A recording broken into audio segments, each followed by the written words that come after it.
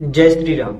दोस्तों, आज हम दशमांश कुंडली के बारे में बात करेंगे। दशमांश कुंडली वह चार्ट है जो कि आपके करियर प्रोफेशंस को लेकर के बहुत ही सूक्ष्म जानकारी प्रदान कर सकती है। यानी गहराई से अध्ययन करने के लिए हम दशमांश कुंडली का प्रयोग करते हैं। आपको एस्ट्रोलॉजी की थोड़ी भी बेसिक्स पता है, जैसे कि राशियां क्या हैं, ग्रह क्या हैं और भाव क्या हैं। यदि आप यह जानते हैं तो निश्चित रूप से बहुत ही आसान भाषा में आपको मैं बताऊंगा, जिससे आपको समझ में आ जाए।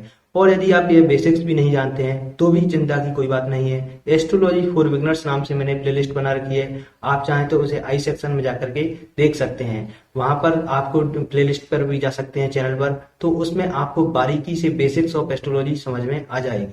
यदि हम बात करें कुंडली के 10वें भाव की, जो कि आपके कार्य क्षेत्र को दिखाता है, कर्म क्षेत्र का भाव 10वां भाव कहा जाता है। तो लग्न कुंडली के द्वारा हमें अपने कार्य क्षेत्र कर्म क्षेत्र के बारे में पता चल सकता है। लेकिन हम कार्य क्षेत्र के बारे में डिटेल में अध्ययन करना चाहें, बारीकी से अध्ययन करना चाहते हैं किसी भी प्रोफेशन के बारे में, आपके कार्य क्षेत्र के बारे में, तो हमें एक वर्ग कुंडली प्राप्त होती है। वह होती है दशमांश कुंडली, जो कि किसी भी सॉफ्टवेयर में आपको इजीली अवेलेबल हो सकती है।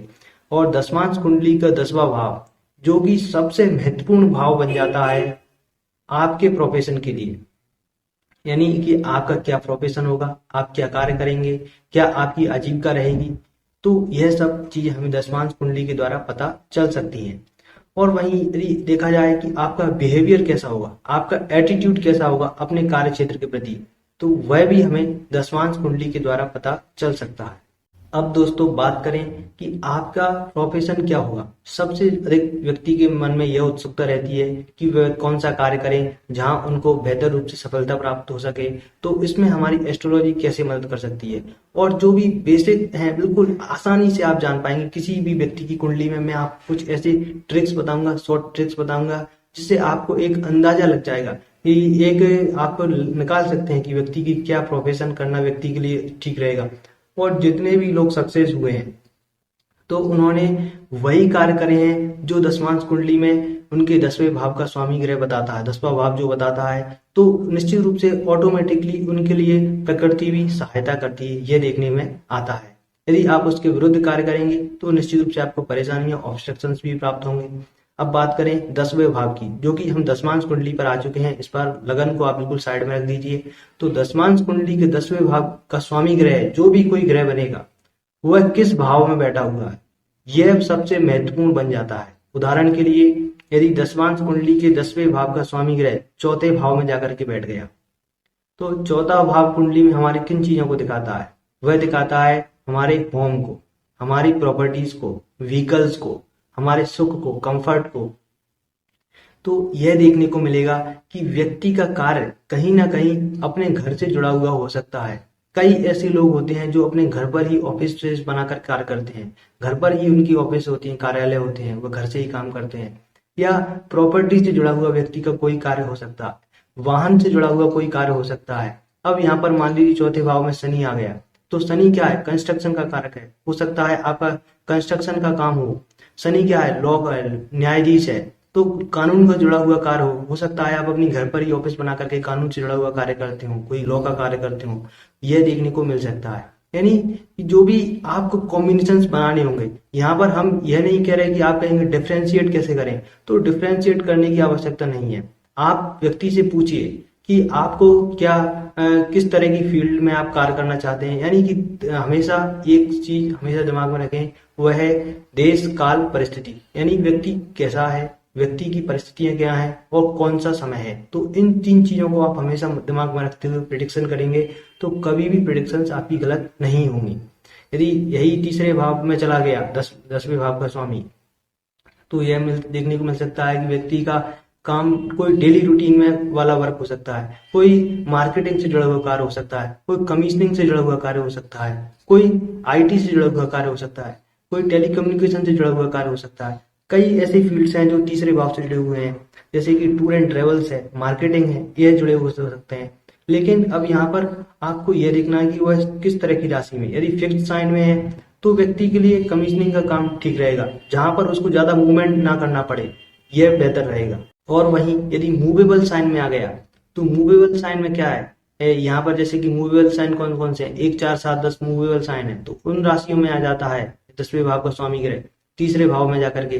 तो यहाँ पर मार्केटिंग आपके लिए बेहतर रहेगी, यहाँ पर आपको मूव करना पड़ता है और टूर एंड ट्रेवल्स का आप कार्य कर सकते हैं। तो ऐसी कोई चीजें देखने को मिल सकती हैं, यानी कि यहाँ पर आपको कॉम्बिनेशंस बनाने पड़ेंगे, ग्रह कौन सा है, राशि कौन सी है और भाव कौन सा है, इन 3 चीजों को दिमाग में अवश्य रखिए, तब आपको प्रेडिक्शंस और व्यक्ति के लिए सही प्रोफेशन की पहचान कर पाना आसान होगा।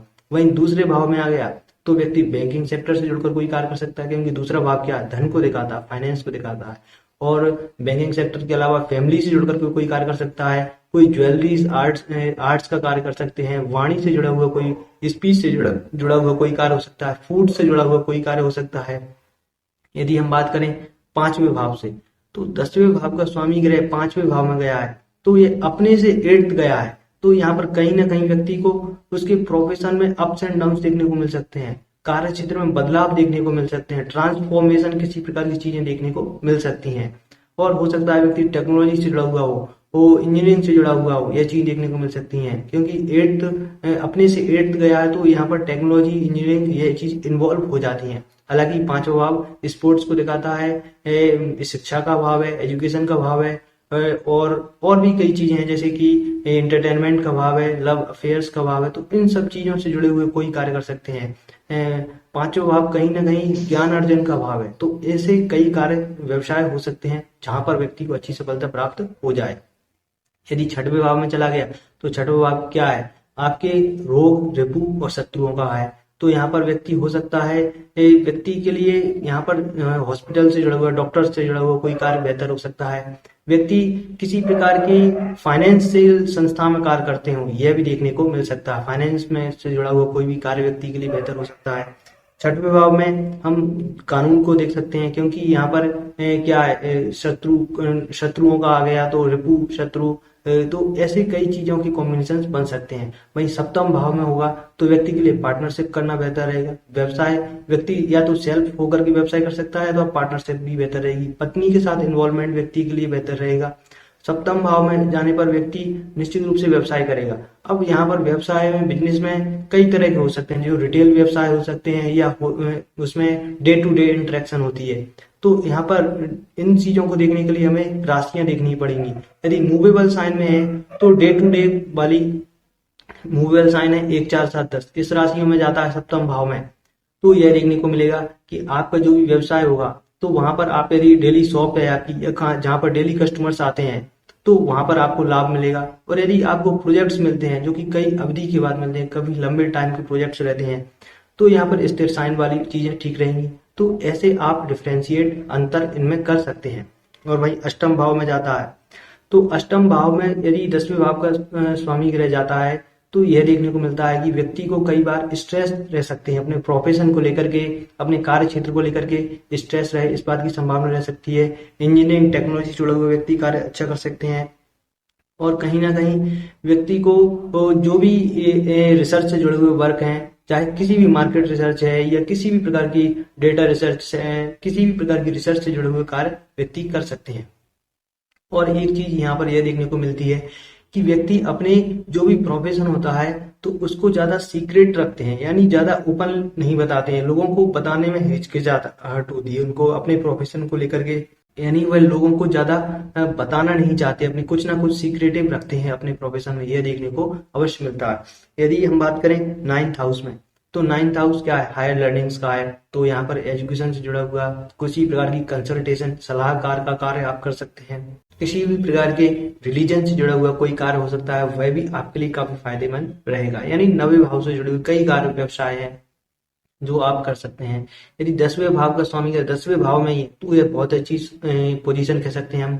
एक तो यहाँ पर यह देखने को मिल सकता है कि व्यक्ति एडमिनिस्ट्रेटिव पावर में, अथॉरिटी पावर में हो, किसी प्रकार की निर्णय लेने वाली पावर, अच्छी ग्रोथ करे व्यक्ति, ये अपने कार्य क्षेत्र में देखने को मिल सकते हैं। जो भी पुलिस प्रशासन अधिकारी होते हैं, उन वर्ग को हम यहाँ पर देख सकते हैं। कंपनीज के हायर अथॉरिटी होती है, सीईओ लेवल के, उन व्यक्तियों को भी हम देख सकते हैं। और वहीं 11वें भाव में हो, तो यहाँ पर यह देखने को मिलता है कि व्यक्ति को इजीली तरक्की मिल जाती है अपने कार्य क्षेत्र में।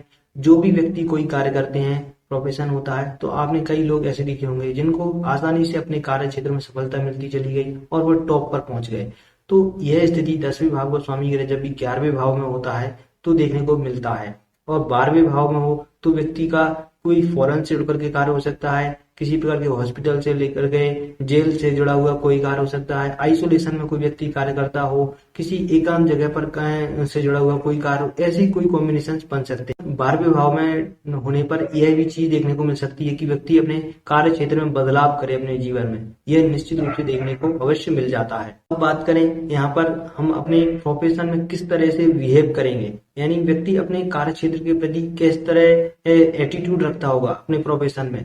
तो यदि यहाँ पर 10वें भाव का स्वामी ग्रह एक तरीके से जलीय राशि में चला गया, जैसे कि कर्क राशि, वृश्चिक राशि, मीन राशि में चला गया, तो यह देखने को मिलता है कि व्यक्ति अपने कार्य क्षेत्र के प्रति इमोशन को ज्यादा वरीयता देंगे, यानी जो भी अपने निर्णय होंगे, डिसीजंस होंगे, वहां पर इमोशंस हावी रहेगा, प्रोफेशन में इमोशन हावी रहेगा। और वहीं यदि इंटेलेक्चुअल चीज देखने को मिलेगी, यदि 3, 7, 11 में चला गया, यानी कि मिथुन राशि, तुला राशि, कुंभ राशि में चला गया, तो व्यक्ति के अंदर इंटेलेक्चुअल से भरे हुए निर्णय रहेंगे, हमेशा सूझबूझ और बुद्धिमानी यहाँ पर देखने को मिलती है निर्णयों में, अपने प्रोफेशन में। और वहीं यदि वहां पर 159 जैसे साइन में चला गया, मेष, सिंह, धनु राशि में चला गया, तो यहाँ पर अथॉरिटी वाले और सडन जो निर्णय लेते हैं, अचानक से निर्णय लेते हैं, वह चीज देखने को मिल सकती है। एक अथॉरिटी वाले, ऑर्डर्स वाले निर्णय यहाँ पर देखने को मिलते हैं। और वहीं यदि यहाँ पर पृथ्वी तत्व की राशियों में, जैसे कि वृषभ राशि, कन्या राशि, मकर राशि में चला गया, तो यहाँ पर प्रैक्टिकलिटी ज्यादा हावी रहेगी, व्यक्ति अपने जो भी निर्णय रहेंगे उनको प्रैक्टिकल होकर के निर्णय लेगा, इस प्रकार की संभावना रहती है। अब यहाँ पर आप एक चीज देखिए कि व्यक्ति के लिए कौन सा प्रोफेशन सूट करेगा। आपने जैसे कि देखा कि वह 3रे भाव में चला गया, और 3रे भाव से हम कई चीजों को देखते हैं, तो और वहां पर 3रे भाव में जाकर के उसके लिए राशि फेवरेबल नहीं है, 10वें भाव के स्वामी ग्रह के लिए शत्रु राशि में है। तो शत्रु राशि में होने पर यदि उसके जस्ट विपरीत सामने वाली राशि देखेंगे हम, जहां पर 10वें भाव का स्वामी ग्रह दृष्टि दे रहा है, तो 9वें भाव पर दृष्टि जा रही है, तो क्या 9वें भाव में जो राशि आ रही है तो वह 10वें की मित्र है, यानी 10वें भाव के स्वामी ग्रह की मित्र है। यदि इस प्रकार की स्थिति बनती है तो आप कह सकते हैं आप 9वें भाव से जुड़े हुए कार्य कर लीजिए, आपके लिए प्रॉफिटेबल रहेगा। मान लीजिए 10वें भाव का स्वामी ग्रह बृहस्पति बना, तो उसकी तो 3 दृष्टियां हैं, तो तीसरी दृष्टि, 5वीं दृष्टि, 9वीं दृष्टि, 7वीं दृष्टि जहां कहीं भी जा रही है, और वह ग्रह, वह राशि जहां पर जिस भी भाव पर जा रही है उसमें मित्र ग्रह की राशि आ रही है 10वें भाव की, तो वह जुड़ा हुआ कार्य कर लीजिए, आपके लिए बेहतर रहेगा। इस प्रकार की चीजें हम देख सकते हैं। और वहीं यदि 10वें भाव का स्वामी ग्रह आपकी जलीय राशि में चला गया, जैसे कि वाटरी साइन में चला गया, तो आपको यह देखना चाहिए कि जहां भी कहीं भी आपका ऑफिस है, आपका कार्य क्षेत्र है, तो वहां पर किसी भी रूप में जल तत्व अनबैलेंस ना हो, जल तत्व गड़बड़ ना हो, जैसे कि किसी प्रकार की बाथरूम या टॉयलेट्स होते हैं वहां पर गंदगी ना हो, कहीं प्रकार का लीकेज ना हो, ऑफिस में पानी का कहीं गलती से भी ऐसी चीज ना हो कि पानी भरा रहता हो, गंदा पानी रहता हो आसपास, या ऑफिस में किसी प्रकार की गंदगी रहती हो पानी से जुड़ी हुई, तो यह चीज नहीं होनी चाहिए। इससे आपके प्रोफेशन में रुकावट, अड़चनें पैदा होंगी, यहाँ पर वास्तु दोष क्रिएट हो जाते हैं। और वहीं यदि वायु तत्व की राशियों में चला गया तो आपको ध्यान रखना चाहिए, कहीं से भी एयर का सर्कुलेशन बना रहना चाहिए, ऐसा ऑफिस लेने का आपको प्रयास करना चाहिए, ऐसी जगह कार्य करने का प्रयास करना चाहिए जहां पर आपके वायु का प्रवाह अच्छा हो, वायु का सर्कुलेशन अच्छा हो, जिससे आपके कार्य क्षेत्र में उस उन्नति होने की संभावना को बढ़ाएगा। तो इस प्रकार की ये कई चीजें हैं, टेक्निक्स हैं, जो कि वास्तु को भी हम इसमें इम्प्लीमेंट कर सकते हैं और जान सकते हैं कि आपके लिए कैसे आप अपने प्रोफेशन को बेहतर कर सकते हैं, कौन सा कार्य क्षेत्र आपके लिए बेहतर रहेगा। उम्मीद करता हूं आपको यह वीडियो काफी हेल्पफुल लगा होगा। हालांकि कुछ टेक्निकल बातें थी, जैसे कि इस भाव में चला गया, उम्मीद करता हूं आपको ये सब चीजें समझ में आ गई होंगी। यदि नहीं भी आई हैं तो आप एस्ट्रोलॉजी फॉर बिगनर्स नाम की प्लेलिस्ट को जरूर देखिए, उसके बाद इस वीडियोस को आप देखेंगे तो आपको बहुत आसानी से समझ में आ जाएगी, क्योंकि मैंने बहुत ही आसान भाषा में बताने का प्रयास किया है। और आपके इसके अलावा भी कोई प्रश्न बनते हैं तो आप मुझे कमेंट सेक्शन में बता सकते हैं, और इसके अलावा वीडियो को आप लाइक करिए। और आप अपनी जन्म कुंडली से जुड़ा हुआ कोई भी प्रश्न पूछना चाहते हैं तो स्क्रीन पर दिए हुए व्हाट्सएप नंबर पर आप मुझसे संपर्क कर सकते हैं। आप सभी का इस वीडियो को पूर्ण रूप से देखने के लिए प्रेम पूर्वक धन्यवाद। जय श्री राम दोस्तों, आप सभी का दिन शुभ और मंगलमय हो।